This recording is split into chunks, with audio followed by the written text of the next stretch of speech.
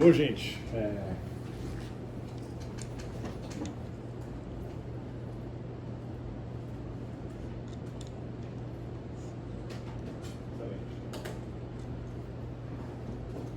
obrigado por estar aqui, né?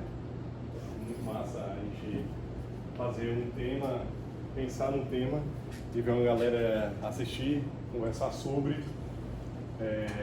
A gente está, me chamo Marcos, eu sou mestrando em políticas públicas aqui pela casa, eu sou formado em economia também aqui, economia e administração pela casa também. E esse tema de superação à pobreza, eu acho com certeza, foi esse tema que me fez sair de escolher economia, minha primeira faculdade. Né?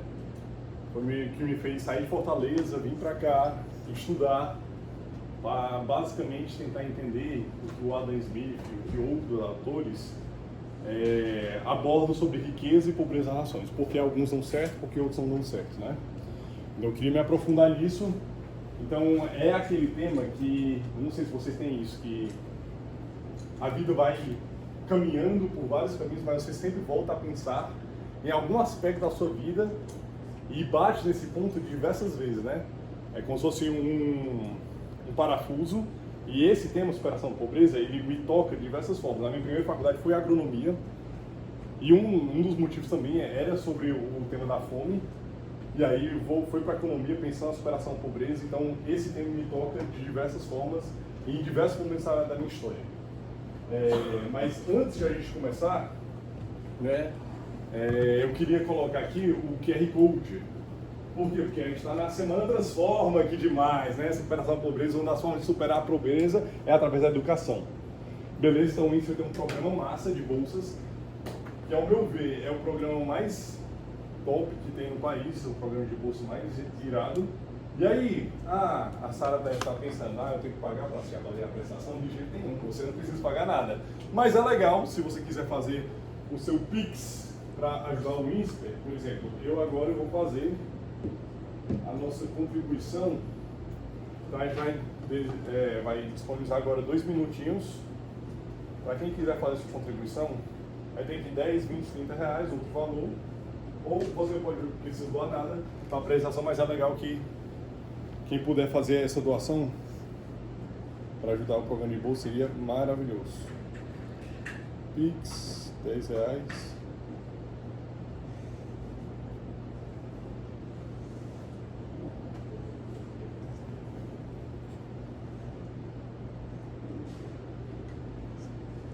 Nome, CPF, bora. Eu acho que nenhuma outra instituição privada assim, tem um programa bolsa tão forte quanto isso, se não me engano. Não tem No Brasil.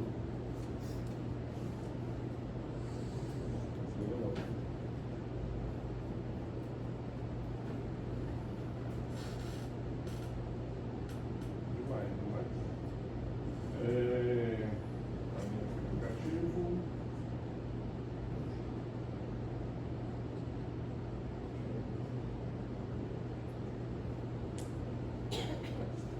Pagar. Tá vendo tudo.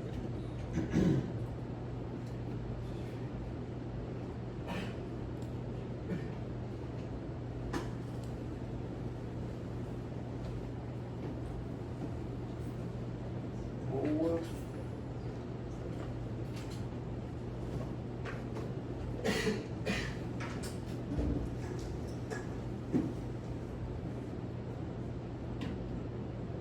Feita minha contribuição, Sara, 10 reais aqui, ó.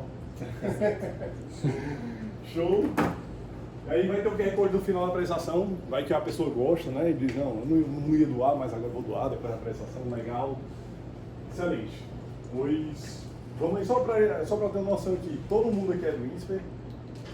Não? É de onde? Da Lins. Massa demais. Caio não? Aqui, galera da Faculdade de Bela Vista. É? Pô, que legal. Massa, conhece o Pepazinho, todo mundo então. Sim, lógico. Clássico, clássico. Infelizmente não é meu monitor, né? Boa. E aí aqui, tem alguém de direito? Além da massa. Galera da Bela Vista ele falou. Galera de direito. Todo mundo de direito ainda da Bela Vista? Não, faz economia. Economia. Quem aqui faz economia? Excelente, administração, o resto, né? Tem alguém de outra faculdade? Não, né? De engenharia, não. Show. Pois, Márcio, vamos começar fazendo uma simplificação, colocar todo mundo na mesma página. Algumas vezes eu vou precisar fazer isso, né? Como a gente tem background diferente, então a gente vai, antes de a gente assumir algumas coisas, a gente vai colocar o que é que a gente está assumindo aqui, né? Então, quando a gente fala aqui liberal, a gente poderia dar aulas e aulas sobre liberal, né?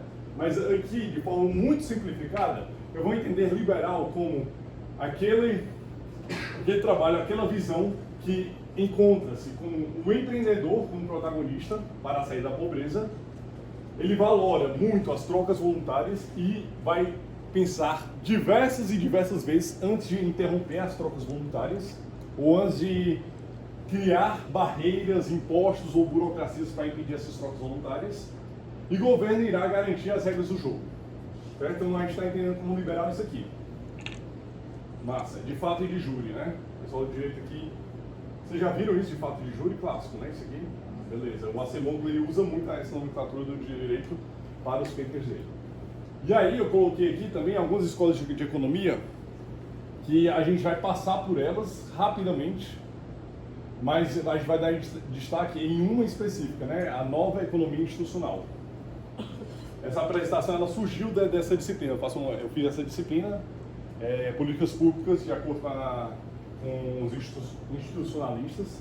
Então, eu fiz uma adaptação, é claro, mas essa aqui a gente vai tocar diversas vezes e eu vou explicar para vocês um pouco mais sobre essa escola de economia.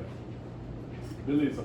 Outro pressuposto aqui, né, que a gente queria colocar aqui, quando a gente coloca a redação do Enem, o que é clássico da redação do Enem é que eu tenho um problema e aí a gente faz a pergunta para o jovem que é passando no vestibular, diz, como resolver esse problema? A resposta para você ganhar 10 na redação do Enem, o que é que você precisa fazer? Exatamente. Então o governo deve atuar isso, o governo deve fazer isso, o governo deve fazer aquilo, o governo deve fazer isso. É uma resposta clássica da redação do Enem, certo? Mas existem pessoas estudando a pobreza de forma muito séria, né? Uma dessas pessoas é esse rapaz bem aqui, que não dá para ver, Ricardo Paes de Barros, que é o meu orientador também da minha dissertação de mestrado. Eu estou no meu último ano do mestrado e ele é meu orientador e ele passou mais ou menos 30 anos da vida dele estudando isso aqui, superação da pobreza. Ele compila nesse livro alguns dos achados dele, o que ele acha que deve fazer para superar a pobreza. Por que eu estou falando isso? Porque quando eu coloco o viés liberal, eu não estou excluindo outras possibilidades de superar a pobreza. Eu acho que essa é uma das possibilidades. Outra possibilidade é o que o Ricardo Paes de Barros faz nesse livro, né? Aí eu coloquei aqui, se você for lá, esse livro aqui tem um PDF dele na internet. Só que colocar Ricardo Paes de Barros, Superação da Pobreza, aparece esse PDF. E aí ele coloca no último capítulo esses 4 pontos aqui. Conhecer quem são os pobres, conhecer os que os mais pobres mais precisam, acreditar e assegurar o que os mais pobres acreditem em si mesmo e nas suas estratégias, e assegurar aos mais pobres aquilo que eles mais precisam. Então, o que é que ele está falando? Em outras palavras, nesse passo a passo, nesses steps, ele está dizendo assim, é o seguinte, para a gente superar a pobreza, a gente precisa saber onde é que estão os pobres. Está na zona rural, está nas grandes cidades, onde nas grandes cidades. Eu não preciso só saber onde estão os pobres, mas eu também preciso conhecer quem são os pobres, não só o CPF deles, mas conhecer de ombro a ombro. Então, eu sou o Marcos, você é a Luísa, e a Luísa tem aptidão para, sei lá, para pet shop, ela adora animais, então, e aí vai ter um agente do governo lá, entendendo quais são as dores da Luísa, por que ela não se insere no mercado de trabalho, por que ela não tem uma renda maior, quais são os gargalos, e aí eu vou fazer isso ombro a ombro, agente, governo, e isso tem que ter uma capilaridade imensa, né? Imagina, o Brasil, um país continental, tem que ter uma capilaridade imensa, eu tenho que saber onde é que estão os pobres, eu tenho que entender a dor dos pobres, por que eles não estão no mercado de trabalho, ou por que a renda deles é tão baixa, e depois tentar entender a dinâmica de mercado e assegurar que esses pobres eles cheguem na dinâmica de mercado e consigam, assim, sair da pobreza, né? Assegurar que os mais pobres, aqueles que eles mais querem, né? Então, em suma, o que o programa está tentando fazer é diminuir a assimetria de informação que existe no mercado, e colocar esses pobres a par de todo o equipamento governamental que ele já tem, né? Então, curso Senac, faculdades, bolsas, cotas para quem tem renda menor. Então é um conjunto, um aparato. Agora, aí ele coloca aqui, né? Inclusive, a outra pessoa que fala muito sobre isso é a Laura Abreu, que me ajuda muito também no mestrado. Ela fez uma complementariedade, a dissertação dela é essa, né? Como programas de redistribuição de renda podem estar vinculados com outros programas, então esse aqui de renda mínima, transferência de renda, mas não só isso, mas de inclusão produtiva, né? Então, cursos, esses dois têm que estar atrelados, então, inclusão produtiva, esses diversos cursos atrelados ao programa de transferência de renda. Isso para a pessoa vai dar um certo piso, um certo colchão, que eu vou ter já essa transferência de renda, vou ter esse certo colchão e posso ir trabalhar, fazer meus cursos com uma certa tranquilidade, e isso vai garantir a superação da pobreza no fim do dia, né? Se eu conseguir atingir uma grande quantidade de pobres no Brasil. Eu estou passando aqui de forma bem rápida, o PB tem cursos sobre isso, tá bom? Então, eu não quero ser leviano aqui, eu acho que é uma das possibilidades. Só que, eu, Marcos, eu sou um pouco cético com relação à história do governo brasileiro, certo? Eu tenho um certo pé atrás. Então, quando eu paro e penso sobre uma política de governo que tenha essa capilaridade, essa dimensão que precisa para a superação da pobreza, e que depende de políticos, e esses políticos vão flutuar de 4 em 4 anos, o processo democrático deles, e ainda mais, o Brasil que é conhecido pelas suas crises. Então, institucionalmente, a gente muda de constitucional basicamente em média por 30 anos, e a gente tem uma grande crise a cada 10 a 15 anos. Isso é a história da República Brasileira, a gente sempre teve isso. Então vai ser muito difícil alguém aqui dizer, não, Marcos, eu me lembro de 20 anos constantes no Brasil de plena prosperidade e poucos conflitos políticos. Cara, vai ser muito difícil você me colocar em um contexto histórico desde que é da monarquia que isso aconteceu no Brasil. Certo? Pode ter algum debate ou outro, mas vai ser muito difícil você conseguir defender. E aí, o que eu, Marcos, a minha opinião, como economista e como brasileiro que sou, é olhar para o governo e dizer, cara, se a gente depender dele para a superação da pobreza, isso aqui vai ser muito difícil de acontecer. Porque eu preciso de uma política de longo prazo. E política de longo prazo é necessário uma estabilidade. Política de longo prazo, estabilidade e muita capilaridade, no caso desse programa de superação da pobreza. Pode funcionar? Pode funcionar. Eu, Marcos, sou cético. Certo? Mas você pode discordar de mim. Isso aqui é só a minha opinião. E aí eu vou ofertar uma outra saída para o Brasil. Uma outra saída para o Brasil. E aí, antes de ofertar essa saída, eu queria perguntar para vocês, superação da pobreza pelo viés liberal. Faz sentido? Porque no debate público, sempre que a gente fala sobre liberal e tudo mais, liberal é o cara o quê? O cara engravatado, que usa colete da Faria Lima, que conversa com o pessoal rico, fala da taxa Selic, fala dos ganhos.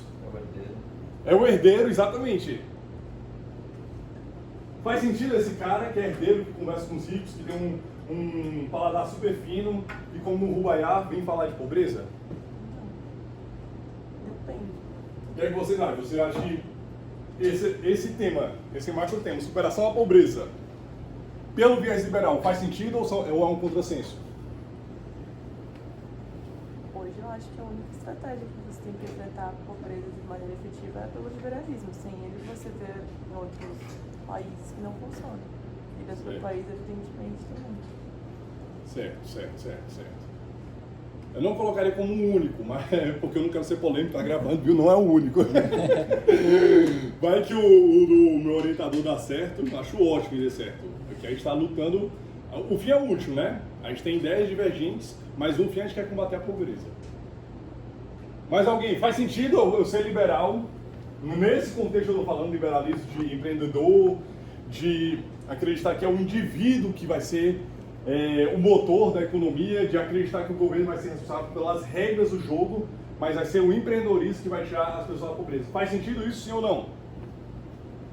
Nossa, a animação de vocês me contagia, cara. É por isso que eu acordei de manhã hoje pensando, nossa, eu vou fazer isso pela conta porque a galera vai estar animada. Vai querer levantar o braço, perguntar. Gente, esse é o tema do liberalismo. O tema do liberalismo.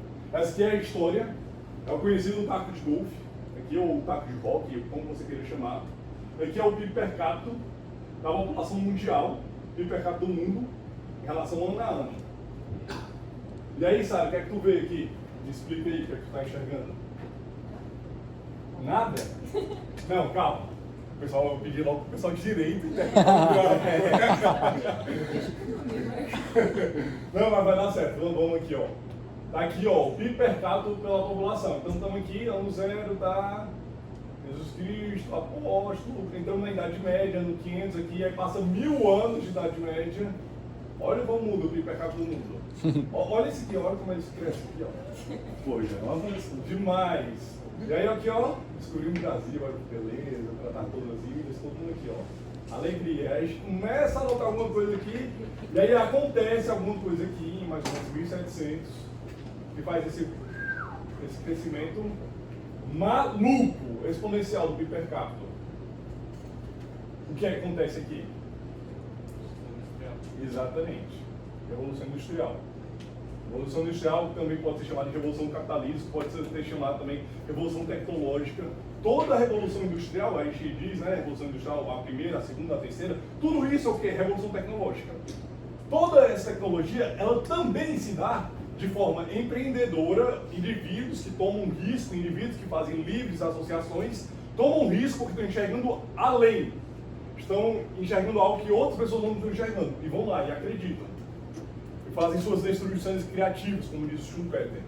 Excelente, mas o que esse Zay está dizendo para a gente no final do dia, que se existe alguma coisa que deveria ser o tema do liberalismo, esse tema, eu vou dizer duas coisas, certo? Esse é retenção do governo, porque historicamente foi isso que o liberalismo, a política, ele tentou fazer, é dizer, cara, para o governo precisa de diferentes entropias.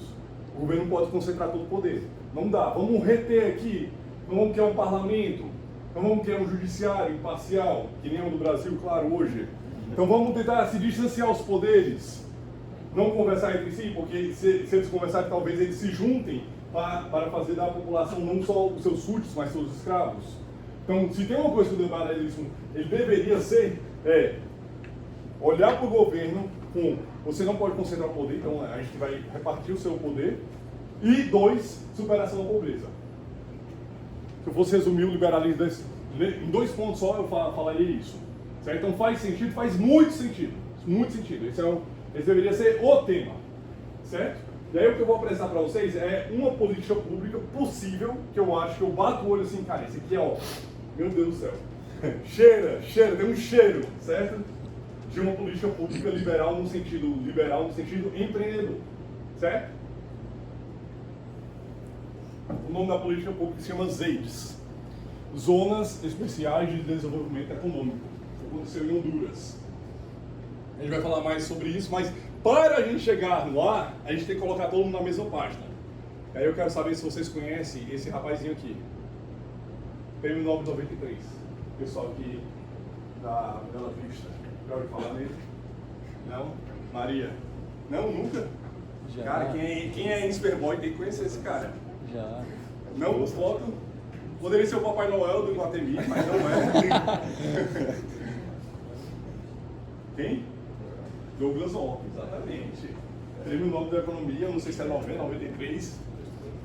É o primeiro economista institucionalista.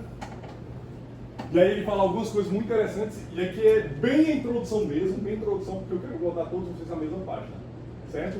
E aí esse cara, ele vai criar um ramo na economia, não é ele, na verdade, mas ele ganhou destaque. Mas, anyway, vou dizer de forma simples aqui. Ele e outros caras, eles criam esse ramo na economia, então a economia tem vários braços, né? Tem o mainstream, tem a escola austríaca, tem o Chicago Boys, tem um porrada, tem os marxistas aqui, bem aqui. Então tem vários braços na economia, certo? E aí esse cara, ele diz, cara, eu não estou me encaixando nisso aqui.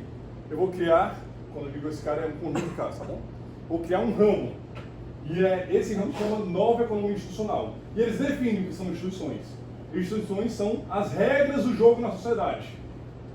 Como consequências, ou mais formalmente, são restrições humanamente criadas que moldam as interações humanas. Como consequência disso, elas estruturam um conjunto de incentivos e trocas humanas, sejam trocas políticas, sociais e econômicas. Essas instituições, elas devem fazer, né? Elas devem garantir um enforcement eficaz das instituições. Ela é medida, né? Então eu tenho uma lei que a lei não pega, então ela é, na teoria, instituição ruim. Então a eficácia das instituições é a sua garantia do enforcement com um determinado nível de custo de transação. Beleza. Como consequência, instituições efetivas para os institucionalistas são aquelas que aumentam os benefícios das soluções cooperativas. Então, reduzem o custo de produção e diminuem também os custos de transação, fazem com que as pessoas troquem mais no mercado. Se eu tenho menos custo de transação, se eu tenho menos custo de produção, eu consigo diminuir mais o preço e ter mais competitividade. Excelente. Isso é instrução para os institucionalistas, certo? É um conjunto. Então, pegou o que desses slides? Pegou que o Douglas Hoffer é um cara muito fofinho. Eu quero envelhecer e ter essa barbinha, essa carinha de vovô. E a segunda coisa que é bom pegar é que instituições são as regras do jogo, certo? São as regras do jogo. E aí esse outro cara que o pessoal do INSPE adora, esse livro aqui tu já ouviu falar, Maria? Sim ou não? A cara do Vinícius Miller, ele ama, os professores do INSPE amam esse livro aqui, Why Nations Fail, porque as ações fracassam. E aí o Acemoglu, ele pega aquele conjunto de instituições, eu acho que ele, ao meu ver, ele dá um passo além do Douglas Hoffer, e ele diz, cara, instituições podem ser classificadas como instituições inclusivas e instituições extrativistas. Instituições inclusivas, ele pode bifurcar e dizer econômicas e políticas. Mas eu não vou focar nisso, vou colocar só como instituições inclusivas. E como o nome já diz, meu caro Vitor Rangel, inclusivas são aquelas que vão pegar, as instituições inclusivas são aquelas que ao passar do tempo, elas vão querer incluir, agregar mais pessoas na dinâmica de mercado, na sociedade. Ao contrário das extrativistas, que vai ser um pequeno grupo de oligarcas, um pequeno grupo de burocratas, um pequeno grupo de pessoas que vão extrair do resto da população suas rendas, suas receitas. Nas inclusivas vai ser o quê? Vou estar toda hora querendo incluir. Ah, Marcos, e quais são essas instituições inclusivas? Para esses caras aqui, eles não são prêmio Nobel, mas vão ser um dia, esses caras são demais. Respeito à propriedade privada, garantia de contratos. O Douglas Hoffer, ele fala que a garantia de contratos é o mais importante para um país sair da miséria. Louco isso. Mas anyway, continuando aqui. Então esses caras falam que exemplos de instituições inclusivas, que vão colocar mais pessoas na dinâmica de mercado, que vão incluir essas pessoas, incluindo essas pessoas, essa nação ela tende a sair da pobreza e ir no caminho da prosperidade. Esse é o nome do livro, né? Porque as nações fracassam. Então, respeito à propriedade privada, garantia de cumprimento de contratos, sistema judicial independente e eficiente, liberdade de escolha e sistema de freios contra preços crível, né, do governo.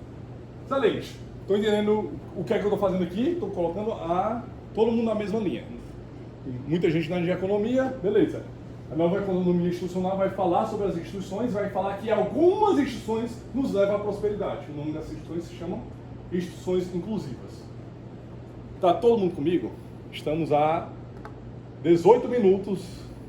Galera do direito, está todo mundo comigo? Beleza, vamos continuar. Qualquer dúvida, qualquer momento, podem falar. Então a galera do direito, que é a galera, eu amo a galera do direito.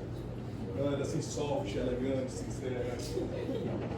É o seguinte, vou perguntar para eles e depois vou perguntar para vocês. Então vamos pensar aqui juntos. O que é que esses países têm em comum? Tem, como nome é ativos escassos, não é? Não tem, são países com commodities escassas, não tem.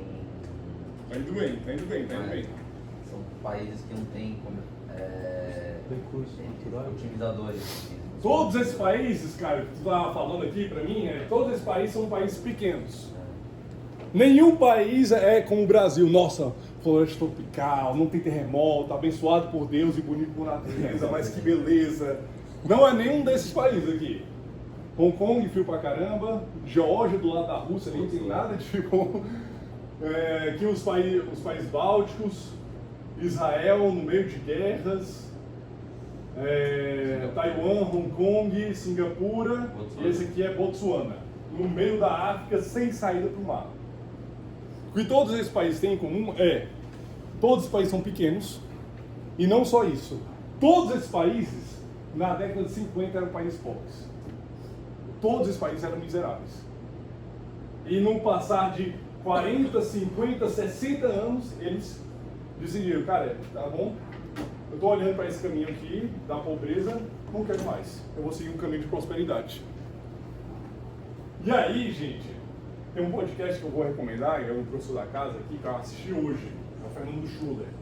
E aí ele deu vários dados, assim, e é muito absurdo. A China, na década de 50, era aproximadamente 70% da população passava fome. Hoje, menos de 1% passa fome na China. Eu não coloquei a China aqui, né? Mas ele deu o exemplo da China e dos tigres asiáticos. Hoje a população mundial, 60% está na Ásia. Então, assim, a Ásia me parece que está vencendo, está superando a pobreza, né? Venceu boa parte o dilema deles com a fome. Mas continuando, todos esses aqui são países pequenos. A gente pode passar aqui por guerra de cada um aqui, mas todos eles têm algo em comum. E uma das coisas em comum é isso que eu vou apresentar para vocês. O site da Heritage Foundation, se a gente quiser sair aqui, isso aqui isso aqui é ouro, gente. É muito legal esse site. Se a gente abrir aqui, ó, o WhatsApp do Marcos. Casei. Se a gente abrir aqui, ó, o site Heritage Foundation, fiz vários trabalhos com esse aqui. Você entra, e aí você vem bem aqui, viu? O ranking, certo? Aqui tem todos os países do mundo com o overscore, que é uma média ponderada daquilo que eles chamam de índice de liberdade econômica. Eu coloquei aqui no PowerPoint. Aqui, ó, a média de propriedade privada, efetividade da justiça, integridade do governo, impostos, spend, né? Quanto o governo gasta seu dinheiro, política fiscal, business freedom, labor freedom, uma porrada de índice sobre liberdade econômica. E olha que beleza, o que a gente percebe aqui, ó? Tá aqui os países: Botsuana, Geórgia, Estônia, Letônia, Lituânia, Israel. O que a gente percebe aqui? Se a gente fosse fazer um coeficiente angular aqui da reta, daria positivo ou negativo? Positivo pra caramba. Eu deveria ter botado o Brasil. O Brasil, ele é assim, ó, ele é 60, aí ele sobe um pouquinho, desce um pouquinho, continua. Aí desce mais um pouquinho, aqui na época da Dilma, aí continua aqui. Aí no Temer dá um pouquinho assim, aí desce de novo. Aí fica aqui. Mas ele é um grande platô do Brasil. E os países, e aqui o ideal é porque o pessoal é nova economia institucional, né? Então o bicho é novo mesmo. Mas aqui só tem até 96. Se a gente conseguisse pegar da década de 70, da década de 50, antes das reformas, cara, ia ser um coeficiente angular absurdo, absurdo.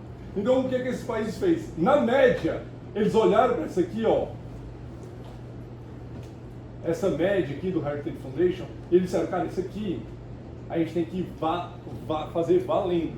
Isso aqui é instituição inclusiva. Isso aqui é que vai garantir que a gente saia, olhe para a pobreza e diga, cara, vamos sair disso aqui. E aí, eles fizeram o dever de casa, né? Eles aumentaram exponencialmente é exagero, mas eles aumentaram muito, né? Muito. Não é fácil aumentar a média, né? Se vocês tiverem a curiosidade de olhar o índice, e aí eu coloco só propriedade privada, aí entra em um país, ele vai fazer assim, vai subir muito, vai descer muito, vai subir muito, vai subir mais, vai...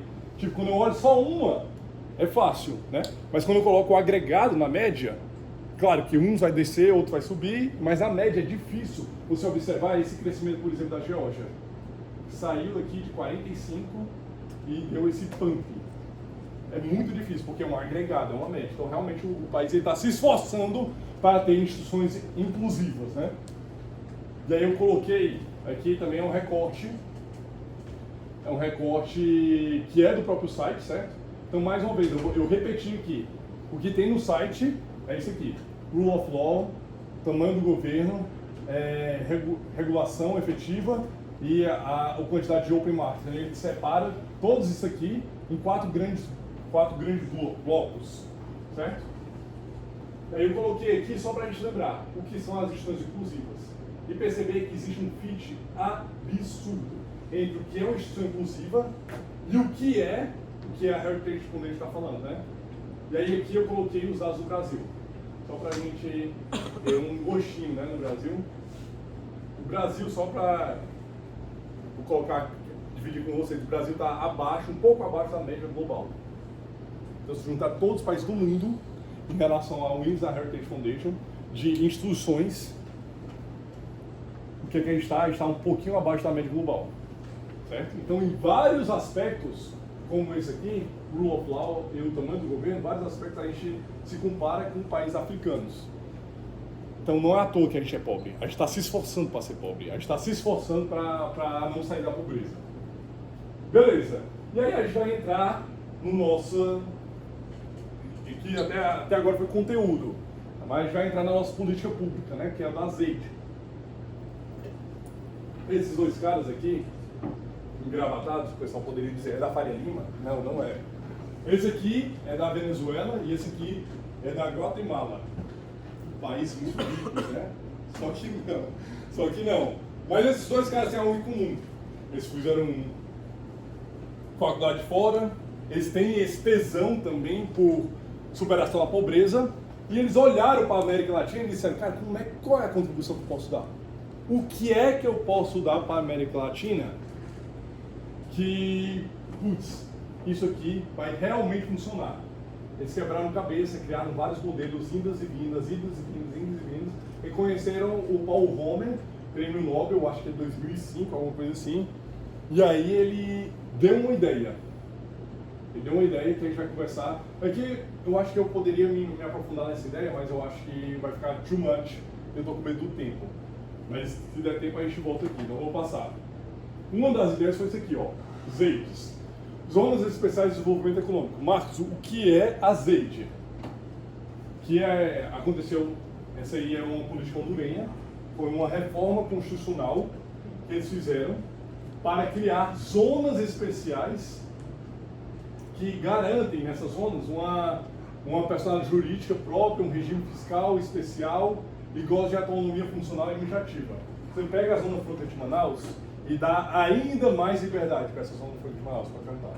Eu não sei se você sabe, mas esses reis são aquela parada que o cara tá falando dos Network States? Exatamente. Ela é a base para, na ponta, ele chegar no Network State. Mas ela viabiliza, ela dá o espaço físico. Seria uma espécie de... Que onde tem aquela... Isso, a Próspera fica em Honduras mesmo. Não, mas essas redes seriam uma espécie de Próspera. Próspera tá, se eu não me engano, Dentro em da cima, Azede. tá dentro da... Não, a Próspera, ela tá Aqui. dentro de Mazede, entendeu? Que é a Azede de Honduras. Aqui, Pode certo? ter, A gente vai chegar lá, Caio. Muito bem, você se adiantou. spoiler aí. Desculpa. Então, basicamente, o que é que a política pública da ZEID quer que garante isso constitucionalmente? Garante autonomia e governança. O que é que o pessoal olhou é muito parecido com o que em Hong Kong aconteceu. Um país, dois sistemas, duas formas de governo. Hong Kong continua sendo China. Mas durante 70 anos, Hong Kong tinha total autonomia e governança para fazer o que quiser.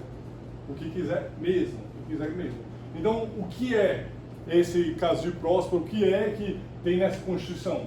Ele está dizendo que essas cidades podem ser criadas, elas têm um direito civil próprio, elas têm leis comerciais próprias, fica tudo a cargo da cidade privada, mas fica a cargo do governo hondurenho o direito penal, questão de soberania nacional e defesa nacional fica a cargo do governo hondurenho.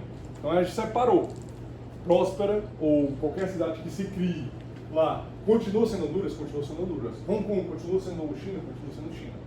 Mas dentro do país eu posso criar a instituição que eu quiser. Garantindo isso, garantindo o direito penal, garantindo a soberania do país regente, né? Excelente. E por que em Honduras? Porque, como a gente vai ver, Honduras não é lá o baluarte da prosperidade, como a gente vai ver aqui, né? Honduras, o PIB per capita de Honduras é menor do que a América Latina e se assemelha ao norte da África, né? O norte da África é uma das regiões do globo mais pobres e está abaixo do norte da África. O desemprego 8,5%, a inflação 9,1%, população 10 milhões, mais de um quarto do PIB, mais de um quarto são remessas, então pessoas que saem do país, vão para os Estados Unidos trabalhar e devolvem esse dinheiro para os seus familiares que lá ficam, né? E mais de 10% da população de Honduras emigram para outros países na última década, né? Com 10% de toda a população ela saiu de Honduras na última década. Isso é bem absurdo, cara. Isso aqui é o que acontece hoje com a Venezuela. Acima disso, só acontece em regiões de guerra, Israel, Síria. Então isso aqui é realmente Honduras dizendo, ei, fali, não deu certo. E reinicia, pega a fita, assopra e vamos recomeçar aqui o jogo, porque o joguinho do Mario não deu certo. Não deu certo, meu país não criou mecanismos suficientes. Crescimento econômico também abaixo do que a região.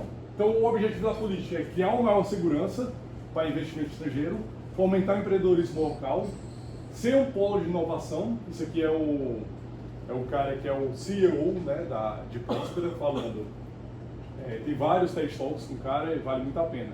Diminuir o desemprego local e crescimento sustentável no longo prazo, saída da condição de miséria. Beleza. Estou entendendo, Marcos? Como atingir os objetivos? É claro, todo mundo quer estar afim de atingir esses objetivos. Quero demais. Como é que eu faço para atingir esses objetivos? Eu vou criar o que o pessoal chama de Free Private Cities, ou Charter Cities, ou como você queira. É um dos exemplos na cidade de Próspera. Possui poucas e razoáveis, aqui eu vou fazer uma caracterização da cidade, certo? Possui poucas e razoáveis regras e obrigações fiscais, respeito a contratos firmados, liberdade de contratação, um judiciário e tribunais são escolhidos por ambas as partes e baixos impostos e taxas. Sim, cara, isso aqui poderia só isso aqui não é extra, mas só isso aqui daria uma aula assim, e é o que o cara de Próspera tenta fazer, tenta divulgar isso, cara. O que é porque eu quero que o Enzo, que tem uma empresa, que a Gabi, que tem outra empresa, eles saiam do Brasil ou saiam de qualquer outro regime e venham para o meu regime. Como é que eu vou fazer com que as empresas venham para Honduras? O que é que tem em Honduras que não vai ter nos Estados Unidos? É vizinho, cara, é vizinho. Estados Unidos é a terra da liberdade. Por que eu vou sair dos Estados Unidos, que tem uma super cadeia logística e tem uma certa segurança para ir para a Próspera? Porque aqui em Próspera eu vou ter, além das obrigações fiscais que eu vou mostrar mais à frente, muito reduzidas, eu vou ter respeito de contratos. Mas como é que eu garanto isso? Então eu vou firmar um contrato, eu e a Sara, certo? Mas o nosso contrato vai ser com base na jurisdição da Suíça. Ou vai ser com base na jurisdição, sei lá, a gente vai escolher uma jurisdição e a gente vai levar isso para um tribunal privado, que é o que mais acontece. Então isso dá uma grande celeridade aos processos e isso dá uma tranquilidade jurídica, porque eu não preciso estar vinculado ao sistema de contratos, de CLT, nada disso. Eu posso criar a minha liberdade, eu posso criar os meus contratos, eu posso criar, pegar, na verdade não criar, mas pegar a forma jurídica que eu acredito que vai mais interessar ao meu business. E isso dando match entre as partes firmadas, né? Então eu sou o proprietário, o Vitor é o proprietário, a gente vai criar uma cooperação aqui. Como é que a gente faz isso? Através de contratos e através de uma legislação própria, que eu posso escolher essa legislação. Isso aqui é um dos grandes diferenciais. Ou eu posso escolher da minha terra natal, eu quero que seja do Texas. Tá bom, vai ser a legislação do Texas, né? Mas isso vai ser acordado, isso não vai ser imposto. Essa é uma grande diferença. E baixos impostos. Eu vou mostrar aqui para vocês o que é baixo imposto em Próspera. Está aqui. É bem parecido com o que a gente vive hoje no Brasil. O imposto sobre pessoa é 5% que eu ganho, o imposto sobre o business é 1%, o imposto do valor agregado é 2,5% e o imposto sobre a terra é de 1%. Então, bem diferente, né? É muito diferente. Só passei aqui. que eu botei aqui, o que é esperado do cidadão que mora em Próspera, né? É esperado segurança, então os caras investem pesado em segurança, porque Honduras também não é lá, é o paraíso da segurança, então eles investem muito em segurança, a infraestrutura, principalmente água, esgoto, energia e a internet, eles acreditam que isso aqui tem que ter, liberdade de escolha, defesa da propriedade privada, cumprimento de contratos. Todo o resto vai ser meio que as pessoas trocando. Escola, saúde, inovação, vai ser as próprias pessoas de Próspera trocando entre eles. Às vezes definem as regras do jogo, de júri sim, com certeza, e de fato também porque Próspera, ao contrário do Brasil, ao contrário de Honduras, ao contrário dos Estados Unidos, ao contrário de qualquer estado que tem um monopólio da força, Próspera é uma cidade que tem skin the game, porque ela pode falir de fato. Próspera não pode imprimir dinheiro. Apesar de ela poder escolher a sua moeda, então lá o pessoal pode usar dólar, pode usar Bitcoin, pode ser real, você vai escolher, né, com o seu contrato. Mas Próspera, ela tem que se sustentar, então ela vai pagar um fixo para o governo de Honduras e o resto ela vai reinvestir na cidade para atrair mais investimentos. Quanto mais investimentos, mais imposto a galera vai pagar e assim a cidade cresce. É basicamente esse o cálculo que eles fazem. Mas se não fornecer segurança, se não fornecer saneamento básico, se não fornecer um ambiente legal, às vezes as empresas vão sair. As empresas saindo, menos imposto eu não vou conseguir pagar o meu fixo para o governo de Honduras, eu quebro a cidade. É uma empresa chamada Cidade de Próspera. Certo? Então ele tem muitos skin the games, ele não tem um monopólio da força, ele não pode imprimir dinheiro, ele não pode pedir dívida no FMI, que é normalmente o que os governos fazem, né? Eles não quebram, eles conseguem quebrar de fato, mas de juros eles não quebram porque eles sempre podem ter uma válvula de escape, não é o que acontece em Próspera. Excelente, então aqui é uma citação do Acebol do Robson, falando o que é a qualidade institucional, então é segurança da propriedade privada, é capacidade que as pessoas têm de exchange, né, de mudar, de fazer contratos e, lembrando, instituições inclusivas é o que? É incluir sempre mais pessoas. Incluir mais pessoas. É isso que o Próspera tenta fazer. Ela tenta chamar sempre mais pessoas pelos seus benefícios fiscais, pelas suas garantias. Certo? Então, no curto prazo, o que eles estão tentando fazer, e já tem alguns dados mostrando isso, né? As avaliações são poucas, mas está caminhando nessa direção de redução do desemprego, redução de custos de transação, aumento de investimento estrangeiro, segurança pública, nível de litígio na justiça é muito menor, e no longo prazo, com mais empresas vindo, com mais trocas acontecendo, aumento do IDH, aumento do PIB privado, diversificação do PIB do país, redução de imigração, que é um grande problema para Honduras, e eles querem ser um grande polo de inovação e tecnologia, certo? As avaliações que eu coloquei aqui, né? Eles falam, tem alguns reports falando que quanto vai ser investido em política, parceria público-privada, tem esse report, mas o que eu mais chamou a atenção é que hoje Próspera tem, eu acho que 300 pessoas vivendo lá, né? Uma ilha em Honduras, tem umas 300 pessoas vivendo lá. São mais de 1.000 pessoas já empregadas, né? Então, a pessoa que vive perto, ela vai até Próspera e trabalha ali, tem sua vida ali, faz esse movimento pendular, né? Próspera já emprega 20% das vilas ao redor da cidade, direto ou indiretamente. Pode falar. Só fazer uma pergunta, eu tenho uma dúvida. Eu sempre escuto falar daquela Vitália. Qual que é a diferença de Vitália e Próspera? Só 2 meses só. 2 meses só, né? Eu conheci isso. Mas Próspera é 2017, é super recente, né? Então a gente não tem o que a gente chama de RCTs ou vários estudos empíricos mostrando o sucesso ou não de Próspera. Mas as coisas estão indicando que sim, está caminhando. Mais pessoas estão indo, mais pessoas estão querendo trabalhar em Próspera. As pessoas estão começando a ver riqueza nisso.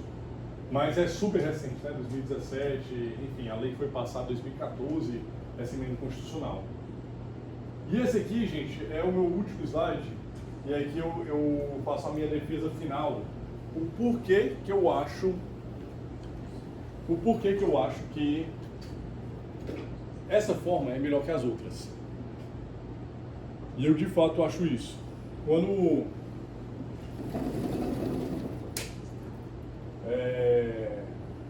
o que é que me parece? quando eu tenho um modelo que ele olha para o sistema de governo e olha para ele e tem diversos problemas institucionais, tamanho de Estado, instituições extrativistas, rent seek, Estado inflado, muito imposto, uma série de estruturas que aumentam o meu custo de transação, aumentam o meu custo de produção e dificultam com que mais pessoas sejam incluídas na dinâmica de mercado, certo? O que é que eu vou fazer? Ou na verdade, a leitura descritiva é o quê? Hoje no Brasil, a gente tem uma grande parcela de pessoas que não estão inseridas nesse mercado. O nosso mercado informal é gigantesco, e não só esse mercado informal, o mercado de desemprego é gigantesco, o mercado de pessoas miseráveis é gigantesco, certo? Tem uma grande população. Isso dá indícios que a gente tem forte instituições extrativistas, que somente parte das pessoas consegue acessar essa riqueza, consegue acessar esse trabalho, consegue sair superar a miséria, mas a maior parte da população brasileira não consegue, certo? O que é que normalmente o pessoal olha? Como é que eu vou fazer nessa estrutura que já está? A estrutura está dada. Nessa estrutura que já está, como é que eu vou fazer para conhecer a pessoa e, conhecendo a pessoa, saber as dores dela e fazer com que ela substitua daqui para cá, ou seja mudada daqui para cá. É mais ou menos isso que os outros programas costumam fazer. Ele olha para essa estrutura e diz: eu vou acessar os pobres, acessando os pobres, saber as suas dores, e sabendo suas dores, vou fazer com que a estrutura que já tem no governo, que é imensa, inchada, diminuir a assimetria de informação e saber que esses pobres têm privilégios. E eu vou fazer com que ele acesse esses privilégios e, com o tempo, eles vão vir para essa parte, eles vão sair da pobreza. Beleza, isso aqui é o que a gente viu no primeiro. No segundo, o que é que a gente tem? A gente tem um sistema de governo extremamente fragmentado. Aqui é o Brasil, certo? Aqui é Honduras. Problemas muito parecidos, extremamente fragmentados.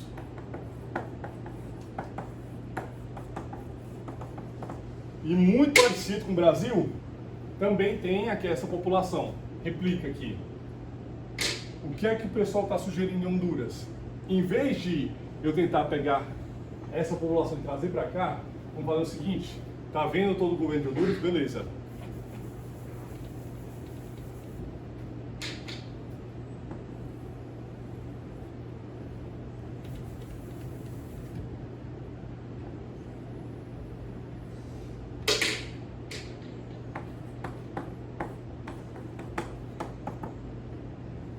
A fragmentação institucional, as instituições extrativistas vão ficar para fora da cidade privada. Para fora da cidade privada. Dentro da cidade privada vai reinar as instituições inclusivas.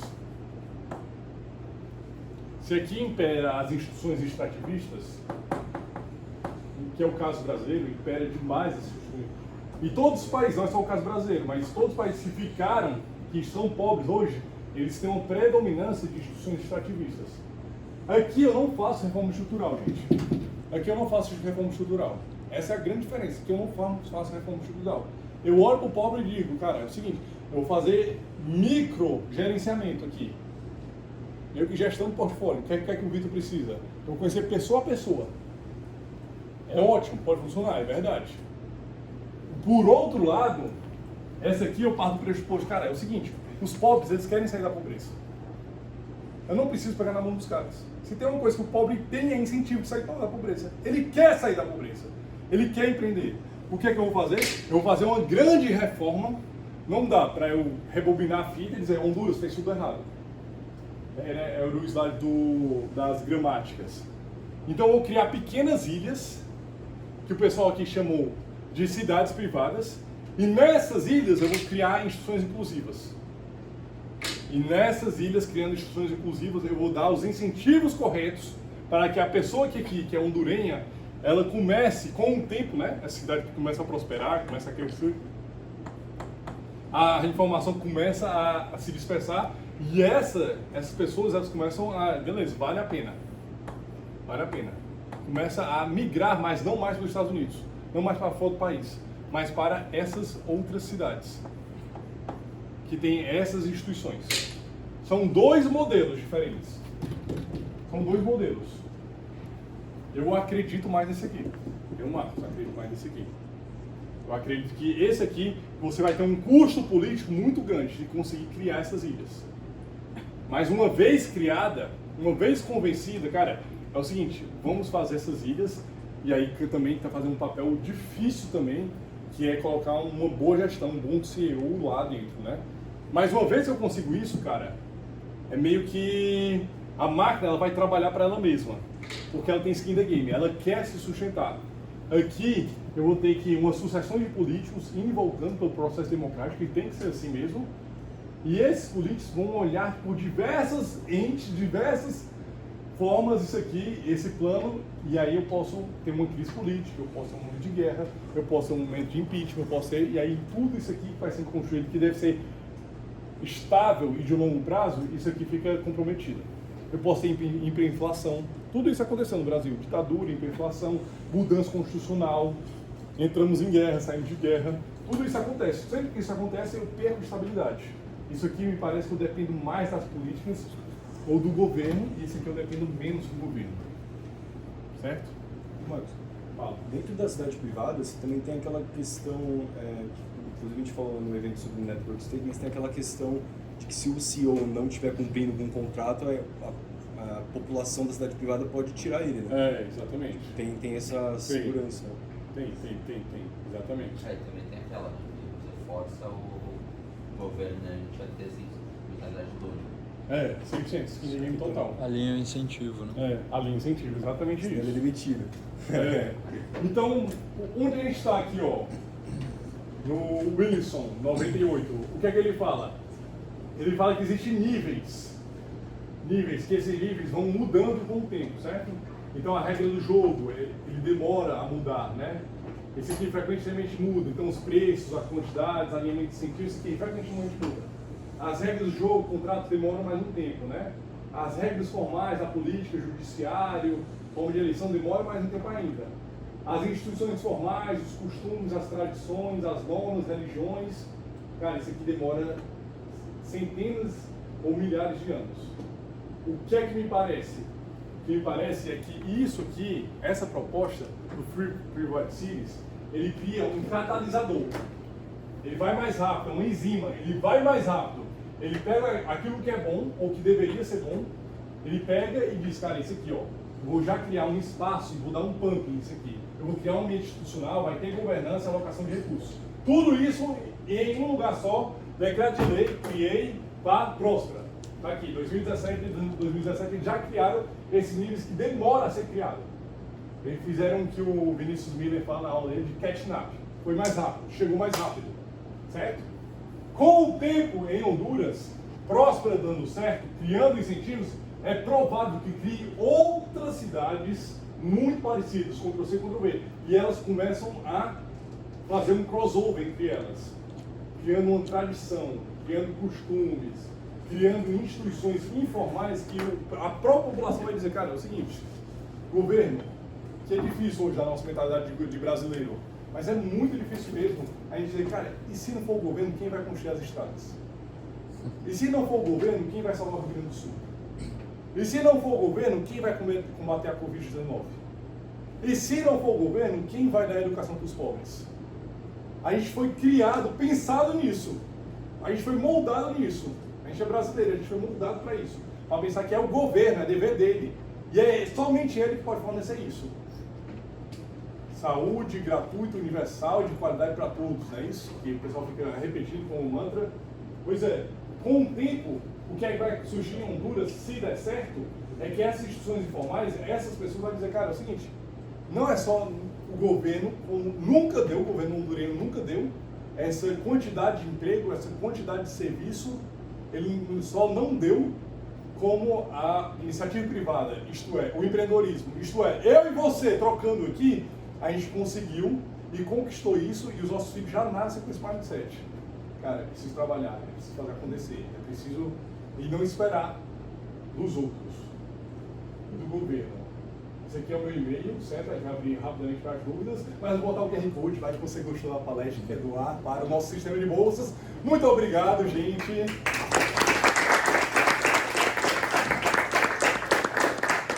Só um parênteses, esse aqui é um modelo possível, certo? Eu escolhi um modelo possível, um modelo liberal possível. Dentro dos modelos liberais vai ter vários outros. Eu acho que esse tem a sua beleza de ter essa enzima catalisadora, de criar rapidamente instituições inclusivas em um ambiente totalmente extrativista, que é Honduras, que poderia ser o Brasil, né?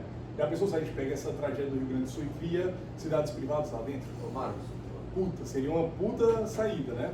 Mas, anyway, eu só estou divagando aqui com vocês, a gente vai abrir para perguntas também, mas o João levantou primeiro. Tinha duas perguntas, na verdade. Primeiro, sobre as CEDs. Elas são de alguma forma diferentes. Você deu o exemplo de Hong Kong anteriormente. Isso. E de Próspera. Qual a diferença delas para as CEDs que tem na China, assim, tipo, das zonas econômicas especiais? É um passo a mais essas CEDs de autonomia? Cara, porque o governo chinês acaba que ele entra muito, né? Mas a China, ele é campeão, cara. A China, se você, tipo, tem um amigo que fez faculdade lá, e ele disse que tem umas regiões da China que tem, assim, é uma liberdade econômica que o Brasil nem sonha. Tipo, é tão distante, tipo, é absurdo. Então a China tem muito disso. Tem muitas regiões especiais que fazem e acontecem. Você acha essas CEDs melhor, um modelo melhor do que as CEDs? Da China? Eu não acho, porque acaba alimentando o governo chinês, né? Então, no fim último, a gente está criando um pumping de prosperidade, todo mundo está saindo da pobreza lá, mas está alimentando lá o dragão que eu não sei em qualquer momento eles tomam. Que nem com Hong Kong. Que nem com Hong Kong, exatamente. Você argumentou que você acha mais fácil de ser implementadas mudanças estruturais nesse primeiro modelo de governança? Assim, Calma, eu acho mais fácil no curto prazo, que foi? Não, tô. No curto prazo, esse aqui é muito mais difícil que esse aqui. No curto prazo? No curto prazo. É muito mais difícil tu passar um emenda constitucional. Imagina isso aqui no Brasil. Hong Kong, então, é o de sempre. Não vai garantir a soberania nacional, eles vão querer se separar, eles vão querer ser outro país no futuro. Então, isso para passar, cara, é porque Honduras realmente é um processo de... Eu acho difícil isso passar no Brasil, por exemplo, porque sempre vão alegar de, cara, a gente está um país continental, o agronegócio está crescendo. E Honduras não tem isso, não tem um agronegócio, não tem nada para dizer, cara, a gente está indo numa linha certa. Não, tá tudo errado, tá entendendo? Metade da população, 10% da população saiu na última década, os jovens estão todos indo embora, falimos. Beleza, então vamos dar um pouquinho para eles, assim, um terreno, e eles vão fazer o que eles quiserem. Vão fazer isso, tá entendendo? Então no curto prazo, cara, é muito embaixo isso aqui, é muito embaixo. Mas esse aqui tem bem menos embaixo, né? Porque no final do dia todo mundo vai querer usar pobre e isso aqui acaba que elege muita gente, tá entendendo? Eu estou dizendo que eu estou tirando da pobreza 1 milhão de pessoas, isso aí elege muita gente. Mas no longo prazo, isso aqui tende a ter suas indas e vindas pela dinâmica da própria democracia. Tinha pensado naquela questão de public choice, Vai. que os grupos pequenos muito interessados tendem a conseguir com mais facilidade as coisas do governo. Isso. Em comparação a uma mudança estrutural, você tem muitas pessoas separadas com interesses difusos, então é muito mais difícil a mudança. Perfeito. No caso, o segundo isso não se aplicaria nisso, se tipo, juntasse um grupo de pessoas interessadas em criar uma zona especial em algum lugar específico, não muito popular no Brasil. Me parece ser muito mais fácil do que uma mudança geral estrutural. Eu acho que defendendo isso na academia dentro do INSPER, mas vai lá falar na USP isso. Vai lá falar isso no parlamento. Pera, mas tipo Canudos seria? Exatamente. Tipo Canudos? Não, é um grupo muito interessado. Você consegue fazer alguma mudança no Congresso, tipo, uma pressão rápida assim no Congresso. Tipo, interessado, boa dinheiro. Interessado, tendo muito dinheiro, você consegue fazer essa mudança. Mais fácil do que o Brasil inteiro. mas tipo um lobby assim ou não? É o que ele tá É. Só com o lobby do bem.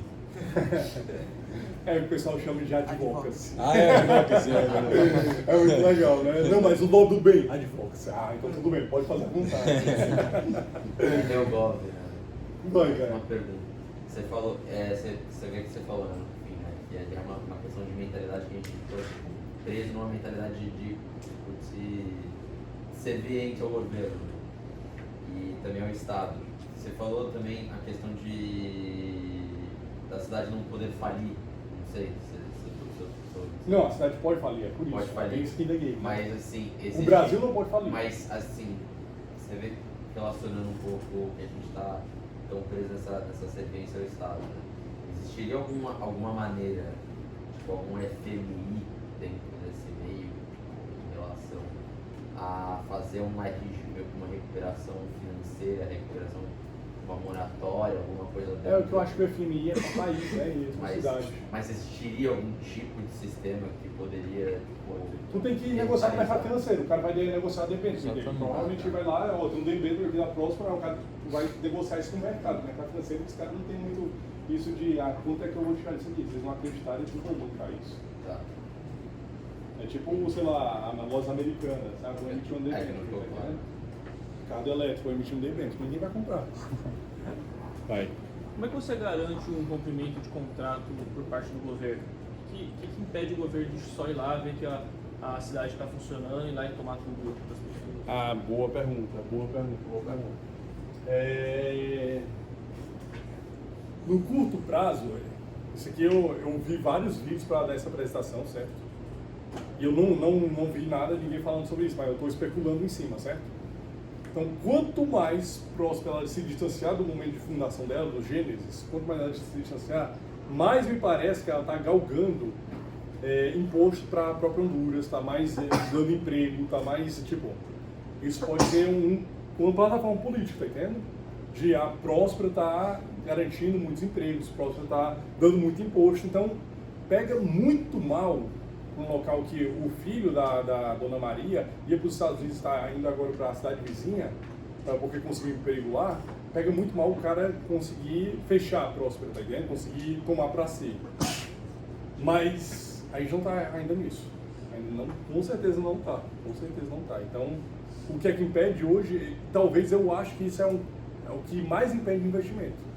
Porque o que garante para mim, eu vou investir, eu vou criar uma empresa, startup lá de tecnologia, porque é muito vantajoso impostos, faço o contrato que eu quero, justiça privada, meu sonho, cara, é isso. Vou investir $1 bilhão lá. Excelente. O governo hondurenho, no fim do dia, ele ainda tem um monopólio da força, né?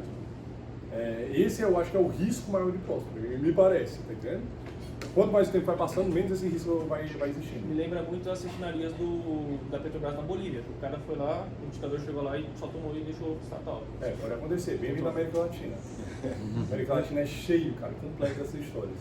Mas o Marcão, acho que eu acho que tem aquela questão de você ter, à medida que nem você falou, né, o tempo ele vai provar o sistema, né? Tem até o próprio conceito de antifragilidade aí também envolvido. Total. Mas quando você, à medida que você tem mais cidades privadas, não mais, você vai criando esse network state todo aí, você vai fazendo mais e mais pressão ali no governo. Eu gostei bastante desse esquema que você fez, porque imagina que várias bolinhas dessas vermelhas vão tendo mais e mais e mais bolinhas. Tipo, a esfera do governo vai diminuindo o poder, o rent seek vai diminuindo, enfim, todos aqueles riscos ali, os problemas vão diminuindo. Ao mesmo tempo que ele vai lucrando mais, o governo vai tendo mais, vai coletar impostos. Exato. Vai ser ganha-ganha. Só que ele vai perder, ele vai estar tão pressionado pela, enfim, sociedade civil, né, que ele vai estar mais, tipo, não refém, mas assim, ele vai estar trabalhando para a própria população, né, para manter esse negócio funcionando, né, porque é algo que, enfim, traria benefícios e também traria benefícios para o próprio governante, para ele se reeleger depois. Existe algum projeto? No Brasil? IP, do cara que dá palestra. IP, nome do... O primeiro Network State do Brasil, IP. Acho que eu até... Não conheço. Eu tô... Mas não sei, não é uma sede, é um network state. É diferente, né? O network state não tem um local unidade específico. física. Mas a ideia é... Não precisa ter uma unidade física. Mas é tudo muito parecido. Tipo, para quem quiser saber mais essa questão do network state aí, Tipo, até eu tava falando, né, de Vitalia, né? Vitalia foi uma pop-up city dessas, né, que surgiu por 2 meses só, mas aí eu acho que a diferença entre a Próspera mesmo é que Próspera existe, tá ali, funcionando, mas Vitalia só foi uma experiência disso, né? Mas é muito parecido, né? Só que é algo... Eles fizeram o Vitaly para tipo, juntar várias pessoas que tinham um pensamento parecido e dali surgia várias empresas. Surgiu 200 startups do Vitaly. Focadas para longevidade, né? Tinha um foco mais determinado na saúde, Vitalia também. Galera do direito. Meu, quero... E aí? Os professores de vocês iam gostar dessa prestação? A gente está muito eficientista aqui, colocando lucro econômico, pensando aqui em lucro, pensando como é que tira as pessoas da pobreza. O pessoal de direito não costuma curtir. Se tiver algum dia em Werneck, os debates eram acalorados com ele. Mas era bom, era bom. Fala de quê? Instituições jurídicas, era para falar da SF. É bem a cara mesmo. Era para falar da SF, e era boa a aula. Mas, e aí, o que vocês acharam? Não, de um ponto de vista, assim, falando do direito em si, de um ponto de vista jurídico, é interessante que essa perspectiva ela tem interferência mesmo do próprio sistema, né? Assim, você não precisa recorrer necessariamente ao judiciário com a frequência que se recorre no Brasil com as empresas, né? Se você vê para conseguir facilidades, né, mas para conseguir mais facilidade para as empresas, contra o sistema que a gente tem que é mais repressivo, acho que é interessante desse ponto de vista, né? Você não tem um esgotamento do sistema jurídico. Boa. É interessante. O que mais? Eu assim, fiquei um pouco surpreso quando você falou dos países que há 50 anos atrás eram pobres, hoje não tanto. Quando você cita a Botsuana, eu queria que você explicasse um pouco melhor qual foi a estratégia que o Botsuana utilizou. Porque a gente conhece a história dos tigres asiáticos, principalmente da Coreia do Sul. Mas Botsuana é África, e África é estereotipicamente tratado como miséria, né? Exato. Então, você poderia falar um pouco sobre Botsuana? Perfeito. Esses países aqui, ó, que eu vou assinar, todos eles já se provaram. Todos eles já deixaram a pobreza. Esses dois aqui estão se provando. Mas os dois, sim, eu gosto de destacar os dois, porque a Geórgia no sul, tá aqui a Rússia, tá aqui a Geórgia, não tem, eu acho que ela não tem saída para o mar. Os vizinhos dela são muito complicados. E a mesma coisa a Botsuana, eu acho com certeza, ela não tem saída para o mar. E, assim, está na África, né? O que aconteceu com esses dois países foi que eles... E é a máxima das redes é essa. Cara, como é que eu vou atrair investimento estrangeiro? No fim último, eles estão querendo criar uma porrada de instituições inclusivas, porque eu quero atrair, eu não tenho capital. Eu não vou imprimir moeda porque vai gerar inflação. Não tem como eu sair e fazer o catch-up sem um capital estrangeiro.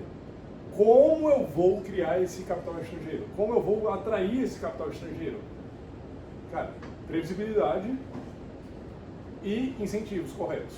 É isso. Então, como é que eu vou dar previsibilidade? Questão jurídica, segurança, não vai ter guerra civil. E incentivos eu vou diminuir imposto. Vou deixar os caras trabalhar com imposto reduzido. Esses dois países estão fazendo exatamente isso agora. Eles dois não estão nesse rol aqui, mas eles estão fazendo isso agora. O PIB per capita, se for olhar no PIB per capita do Botsuana, o PIB per capita do Geórgia, eles estão assim, uma ascendente absurda. Mas é isso, eles estão tentando trazer investimento estrangeiro. O que o mundo globalizado viveu na década de 80, por exemplo. Porque eles não estavam, eles criaram a independência deles, sei lá, Geórgia na década de 90 e Botsuana na década de 70.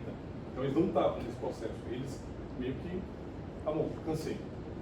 Aquele gráfico que você apresentou desses mesmos países, ele está falando do quê? Crescimento econômico? Não, esse aqui? Não, esse aqui é crescimento dessa média aqui, que é o conjunto dessas variáveis, certo? Depois entra aqui Heritage Foundation, vale muito a pena, heritage.org.index. Eu posso passar esses dados também para vocês quiserem.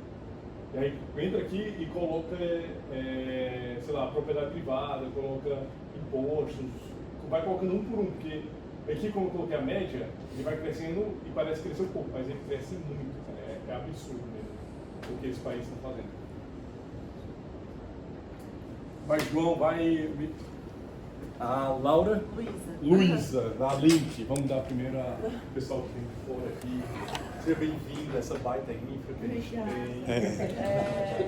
Pô, mas a Inspirar e pertencer. Pô, o Link também tem uma baita infra. Uma baita infra. Eu não conheço. Pô.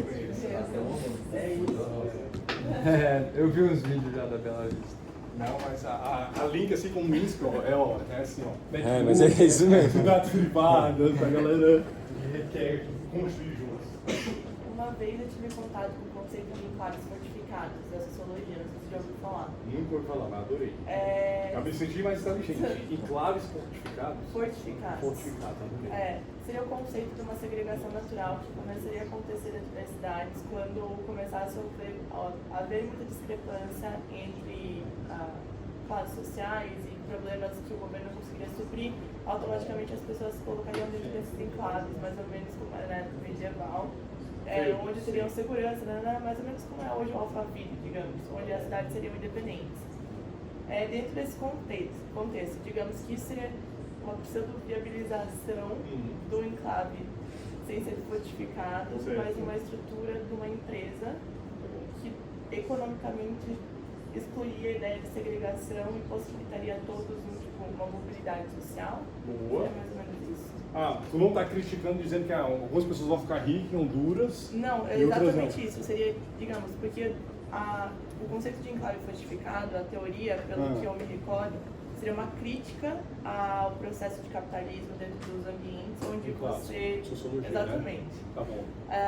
Mas aí, aqui você teria literalmente dizendo, puxa, não estou fortificando, eu estou viabilizando para que a mobilidade ela aconteça de uma maneira efetiva, sem que a gente tenha o uso da tradição como orientador.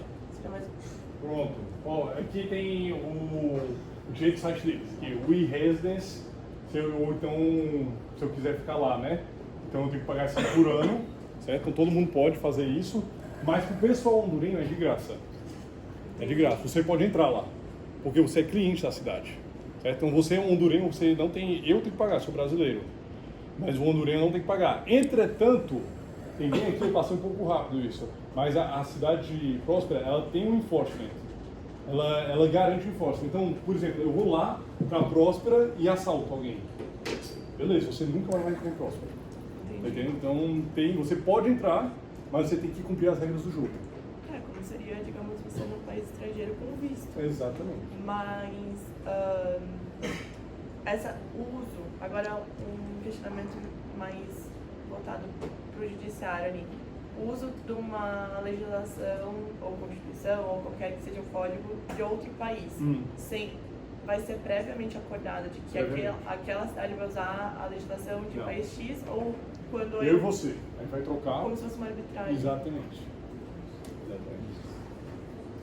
Mas isso não seria um caso de levar um conflito tamanho que você não conseguiria ter um controle, porque, por exemplo, eu posso escolher uma legislação, sei lá, um código penal, onde existe a pena de morte. O penal tem que ser de Honduras. O penal é de Honduras, e eles abrem os outros códigos. Eu acho que quando o Ariel veio aqui falar de Network States, ele falou eu acho que para você passar uma patente, alguma coisa assim, ou desenvolver uma droga, um remédio, você usaria o código alemão. Se eu não me engano, era alemão.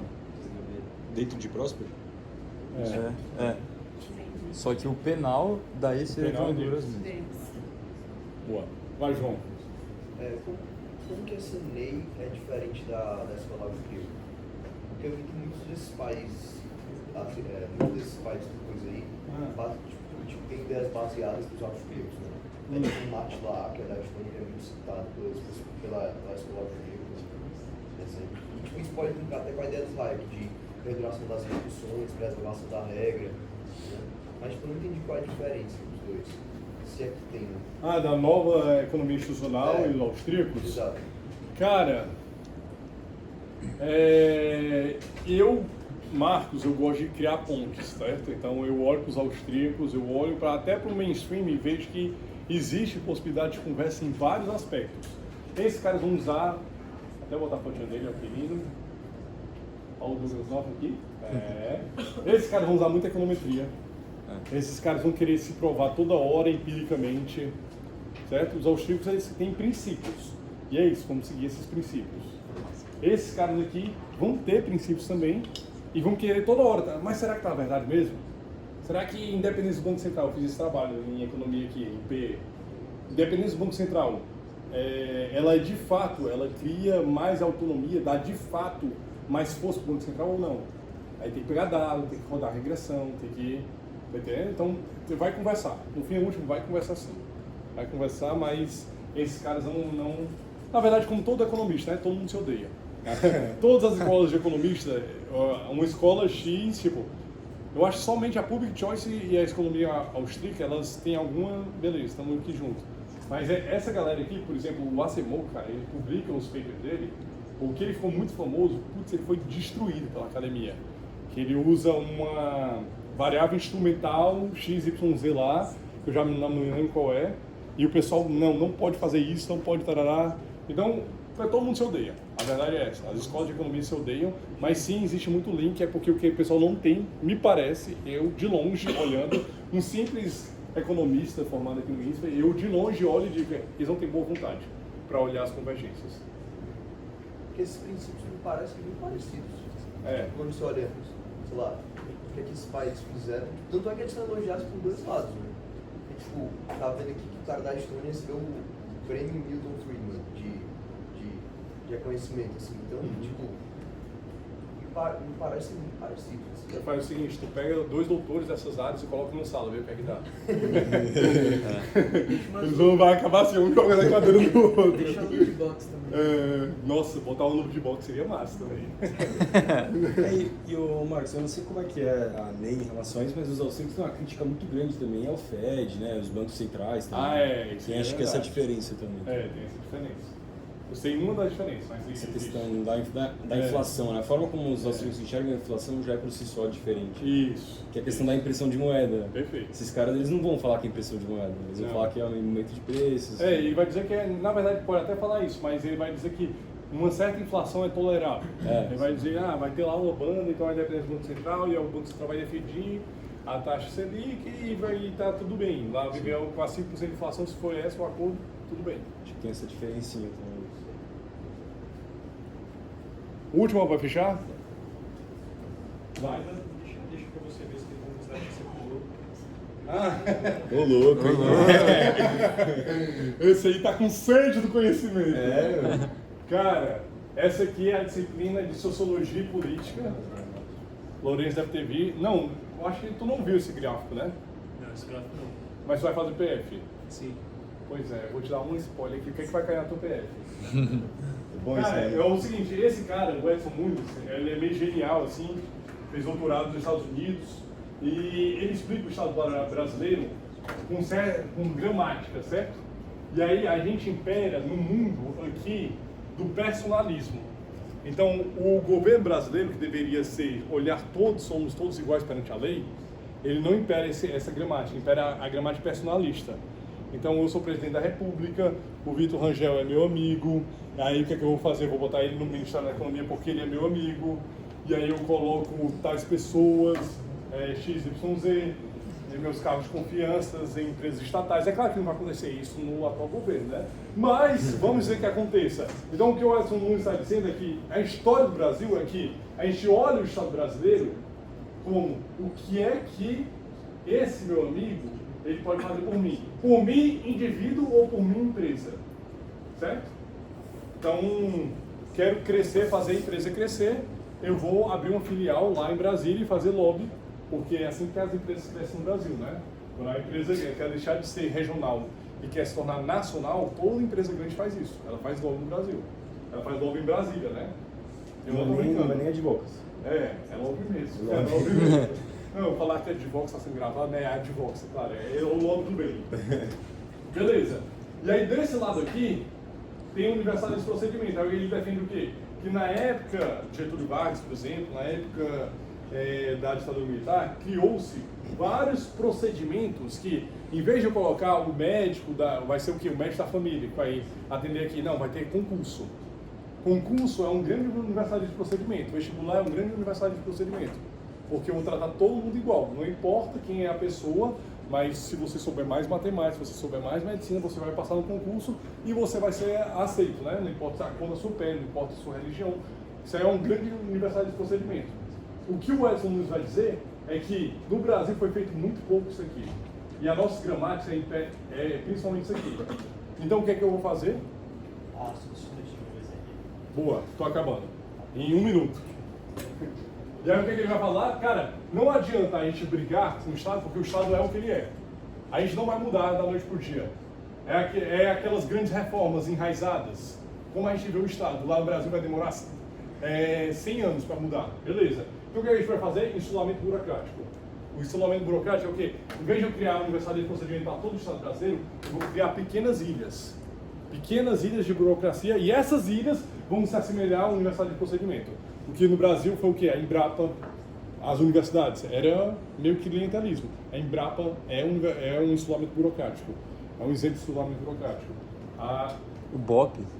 O BOP é um insulamento burocrático, perfeito, o BOP é um insulamento burocrático, certo? Então, eu botei esse gráfico principalmente para dizer isso, cara, eu não vou conseguir mudar Honduras todo, mas se eu quiser criar ilhas dentro do país, eu já consigo dar uma grande resposta. Ótimo de Pareto, resolve 20% dos problemas, 80% desaparece.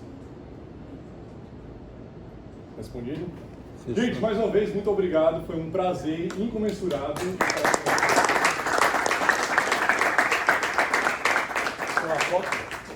Boa